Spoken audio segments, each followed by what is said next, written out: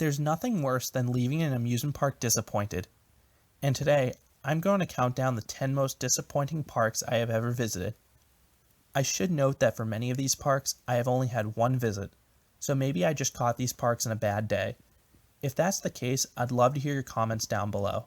And keep in mind, these are not the worst parks in the world. These are just the most disappointing parks relative to the expectations that I entered the park with. So starting that list is number 10, La Ronde in Montreal, Canada. I had always heard that La Ronde was arguably the worst park in the Six Flags chain, but even I wasn't ready for a 2-hour queue line. Yes, you heard that right, a 2-hour queue line to enter the park.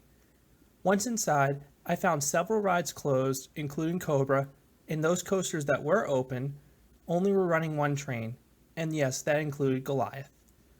La Ronde has so much potential as it actually has a good ride lineup, but the way the park is run is awful, and no matter what your expectations are, lower them even further before you get to La Ronde or you will be disappointed.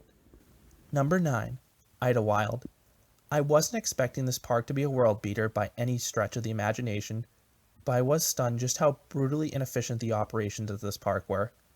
Both the Log Flume and Wild Mouse ran just 2 cars for reference, and they had hour-long waits. And the flat rides all had pitifully slow and short ride cycles. Really, the only saving grace for this park was the fantastic Storybook Forest, but it just wasn't enough to justify the nearly $50 admission ticket. Number 8, Legoland Florida. My first experience at a Legoland park was less than stellar. This park was swamped, and the major attractions at this park are terribly inefficient compared to the other chain parks. Coasters like the Dragon and Coastersaurus should not have been running one train when they had a 30 to 45 minute wait most of the day. But the other issue with this park was the weather policy. Rides would close immediately with just one drop of rain. I did enjoy the park's dark rides though, most notably Ninjago, but I had much better experiences at the other Legoland parks afterwards because I knew to expect the dismal throughputs. Number 7, Parque de Attracciones de Madrid. This was another park killed by bad operations. The park's 2 signature coasters in Abismo and Tornado required full trains in order to be dispatched, and this proved to be a major issue visiting on a slow day. I was only able to get 1 lap on each coaster, but I happily would have done more if I was able to. Beyond that, several flats and the Shooting Dark ride were closed, leading to an overall disappointing park. I will say the rides I did experience were fun, and the park was gorgeous though. Number 6, Marineland. Is there a park with as much potential as Marineland? This park has more land than they know what to do with. Rides are spaced incredibly far apart, and the walk between them is a vast wasteland of nothingness. Heck, the employees know that. That's why they take golf carts when they whiz past you.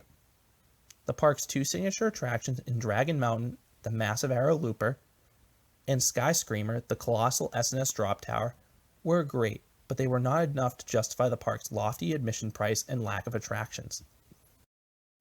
Number 5, Tobu Zoo. This was Japan's equivalent to Marineland. This zoo is a massive park lacking in the ride department. I visited for the much-hyped Kawasemi, the park's intimate megalite, and was left disappointed. It was a good coaster, but it wasn't world-class, and that may have been due to the lack of guests at the park causing it to rarely cycle. I think I only saw it run when I rode it. Beyond that, this park had an okay wooden coaster in Regina, and just a sad-looking zoo. Number 4, Wild Waves Theme Park.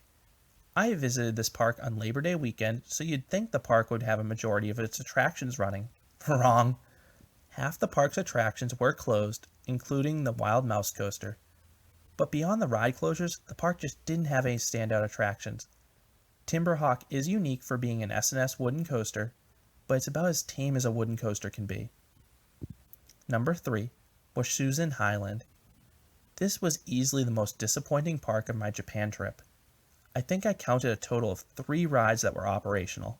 Starjet, the really fun backwards Togo looper, Sky Cycle, the famous cycle monorail, and the upcharge bungee jump tower. Everything else was sitting idle, including the 2 other roller coasters. The park just felt dead because we were almost the only guests there, so it definitely left a sour taste in our mouths. Number 2, Indiana Beach. Full disclaimer, I love the rides at Indiana Beach, and I love the park's setting. but I hated just how poorly run this park was in 2017. By the end of the night, every single coaster except Hoosier Hurricane had closed due to mechanical issues. Cornball Express had issues with the trains all day, Lost Coaster had an issue with the lift, and Steelhog was evacuated on the mid-course. The other two coasters never even opened. For that reason, I'm glad to see the park is under new ownership, and I really hope the park can return to the highly praised place that it was before Morgan and Apex took over. Number 1. La Feria de Chapultepec. This was an amplified version of Indiana Beach. The park also had a great lineup starring Chimera, the Schwarzkopf Looper that is arguably the most intense coaster in the world, and Montaña Rusa, the photogenic and deceptively wild wooden coaster. But I have visited this park twice and had major issues with the operations on both visits, ranging from delayed openings, slow dispatches, ride closures, and crazy policies. If this park reopens, I really hope it's operated better because it really has a lot of potential with that setting and ride lineup.